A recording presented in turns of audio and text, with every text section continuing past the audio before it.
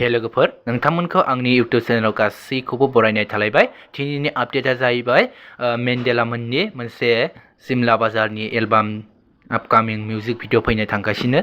बेवहाय नोंथांमोना मुंदांखा फेस्ला फावखुंगुर बिथांमोनखौ नोंथांमोना बेवहाय फाव खालामनायखौ नुनो मोनगोन। मेन्डेला ब्रह्म, केन्डेला, मीरा, लैथुन बिथांमोननि फाव खालामनायाव सिमला बाजारनि मोनसे गोदानै बैसागोनि मिउजिक भिडिअ फैनो थांगासिनो आरो दासान्दि बिथांमोननि शुटिंआ सोलिगासिनो आरो बबे चेनेलाव हगारगोन एबा माब्ला रिलिज होगोन बेखौ जोङो मिन्थिना मोनाखै। स' नोंथांमोना भिडिअखौ नायनानै मोजां मोनोबा लाइक, शेयार, कमेन्ट खालामबानो जाबाय आरो बेफोरबायदिनो आपडेट होनो थाखाय आं नोंथांमोनखौ सेस्था खालामगोन आरो नोंथांमोना जाहाथे गाज्रि मोना आखाइ खबजबनानै निमाहा बिनाय थाबाय। माबाफोर गोरोन्थि जादोंबा आंखौ निमाहा हो। जै बर' हारिनि